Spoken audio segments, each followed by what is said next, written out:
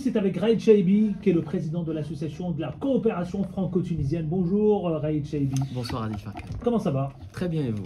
Bon, très bien, je vous remercie infiniment. Vous êtes là en tant que présidente de votre association de la coopération franco-tunisienne. Justement, il se trouve que la Tunisie accueille prochainement, les 19 et 20 novembre 2022. Ça se passe la semaine prochaine, les chefs d'État et gouvernement francophones. Ça se passe à Djerba.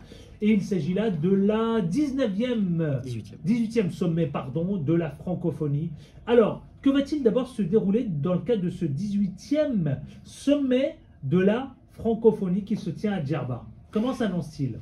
Je pense que ça sera une réussite, puisque le sommet se déroule en Tunisie, un des pays fondateurs de la francophonie, sur une thématique très importante qui est la thématique du numérique, mais où également il sera également question de francophonie économique. Donc c'est un enjeu et puis assez majeur, d'autant que le sommet devait avoir lieu en 2020, puis reporté à 2021, puis reporté à 2022. Donc enfin, on va pouvoir célébrer ce grand moment, comment dirais-je, de fête, mais également de réflexion sur ce que doit être la francophonie post-crise Covid, j'ai envie de dire. Et donc c'est un très très grand plaisir de voir la Tunisie accueillir cet événement. Et je profite, si vous le permettez, Adil Farkan, j'en profite pour vraiment tirer un grand coup de chapeau aux autorités tunisiennes qui organisent ce sommet en lien bien sûr avec l'Organisation internationale de la francophonie, qui ont fait en sorte, dans un contexte pas forcément évident, on sait que la grave crise économique est celle qui frappe la Tunisie, la crise sanitaire qui a eu un impact considérable sur le pays, et malgré tout les équipes ont fait en sorte de garantir le succès de cet événement. Donc je voudrais tirer un grand coup de chapeau au comité d'organisation du sommet, mais également à ceux qui organisent en marge du sommet le forum économique. Je pense notamment à l'AFIPA, qui est l'agence tunisienne pour la promotion de l'investissement extérieur. Je pense à la Chambre de commerce et d'industrie de Tunis, et je pense également à la centrale patronale l'UTICA, qui ont tout mis en œuvre pour garantir le succès du forum économique. Justement. Et je n'oublie pas également qu'en marge du sommet, et ça débutera d'ailleurs dès le 13 novembre, il y aura le village de la francophonie qui sera, je dirais, le moment phare culturel, artisanal, un moment où toutes les sociétés civiles pourront se regrouper et se retrouver. Justement, Raïd Chaibi, Monsieur le Président, vous savez, c'est aussi Djerba, ce sommet de Djerba marque le début, me semble-t-il, de la présidence tunisienne de la francophonie. Tout à fait, la Tunisie va... Par le président de la République. Tout à fait, la Tunisie va tenir... Tout à fait, la Tunisie va tenir la présidence pendant 2 ans, jusqu'aux 2 prochaines années. Voilà, pendant 2 ans, jusqu'au prochain sommet qui aura lieu en 2024.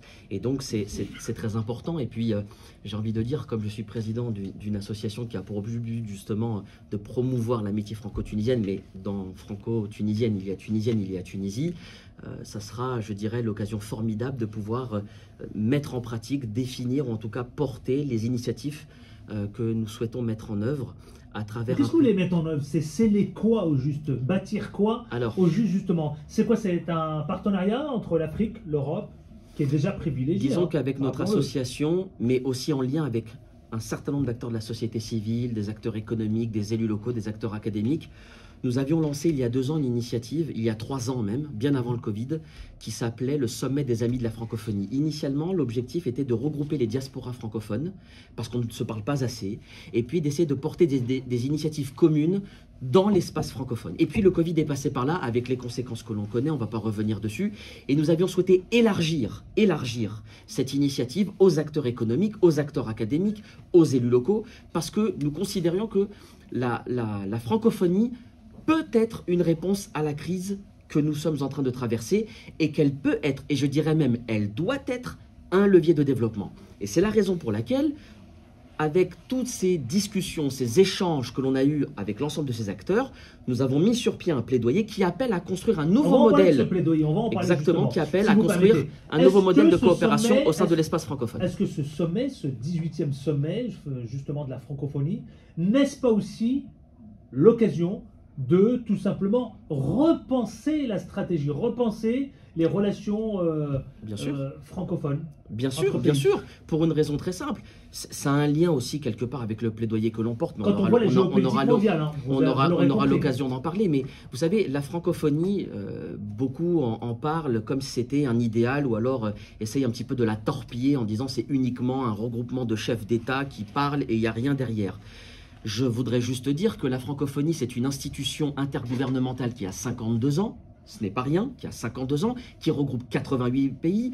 Il y a 300 millions de locuteurs dans le monde. Les prévisions, c'est un espace francophone qui sera composé de 750 millions de locuteurs à l'horizon 2050 et près de 1 milliard en 2065. Et près de 90% de ces locuteurs sont et seront sur le continent africain. Donc évidemment qu'il y a matière à repenser, je dirais, notre manière de coopérer au sein de l'espace francophone et de dire qu'aux côtés de l'OIF, aux côtés de la secrétaire générale, aux côtés des institutions, il y a la société civile et c'est ensemble, communément, qu'on va bâtir un nouveau modèle au sein de l'espace francophone et un nouveau modèle coopératif. Là, vous faisiez référence à madame la secrétaire générale, madame Louise Mushikiwabo. Voilà. Tout à fait, Comme Louise ça, on l'aura Mushikiwabo. dit. Absolument. Tout à fait. Dites-moi, vous avez parlé d'un plaidoyer. Tout à fait. On va en parler. Ce plaidoyer, construire ensemble un nouveau modèle de coopération dans l'espace francophone. C'est votre plaidoyer? Ce n'est pas mon plaidoyer, c'est le plaidoyer, certes à l'initiative de la CAF, donc mon association, mais qui a été co-construit, co-bâti, co-réfléchi avec un certain nombre d'acteurs de la société civile dans divers domaines, hein, des acteurs économiques, des acteurs académiques, des élus locaux, des acteurs associatifs, des acteurs représentant les diasporas, et on avait voulu réfléchir à ce que doit être la francophonie justement de l'après-crise sanitaire. Pourquoi profiter de ce sommet pour faire porter un plaidoyer? Parce que c'est le moment ou jamais. C'est le moment ou jamais. C'est-à-dire que l'idée, on a toujours tendance à profiter des sommets pour remettre un plaidoyer et puis ensuite prendre son avion et repartir. Nous, ce qu'on veut, c'est de dire que ce plaidoyer, c'est pas, je dirais que Djerba n'est pas l'aboutissement du plaidoyer, mais c'est le commencement. C'est-à-dire que Djerba doit être le point de départ de ce nouveau modèle auquel on aspire. Et donc, ce plaidoyer appelle à construire, comme vous l'avez dit, un nouveau modèle de coopération.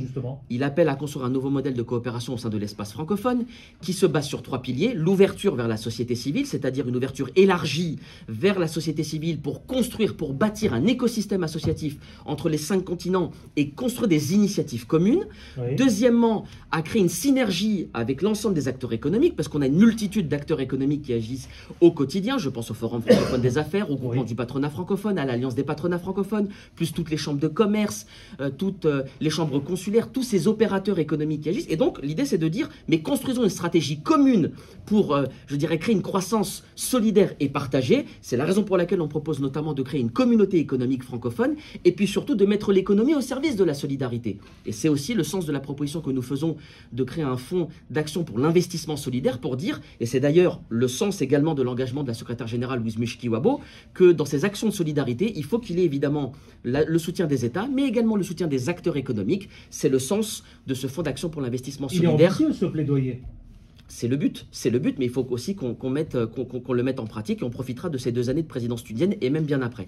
Et enfin, le 3e pilier, c'est le partenariat renforcé avec les collectivités locales parce que nous avons la conviction qu'il faut construire une francophonie des territoires, qu'il faut responsabiliser les collectivités, les inciter à nos côtés à promouvoir la francophonie au sein des territoires et surtout de bâtir une coopération décentralisée élargie, c'est-à-dire une coopération où nous avons les collectivités, bien sûr, qui sont à la manœuvre, mais que cette coopération, puis on puisse y associer les acteurs associatifs et les acteurs économiques. C'est pour ça que je parle de 3 piliers. C'est ce que l'on souhaite faire et ce qu'on souhaite proposer aux chefs d'État et de gouvernement et bien sûr à Madame la secrétaire générale de la francophonie, qui, je le rappelle... Donc vous y serez alors? J'y serai, je pars d'ailleurs mardi prochain.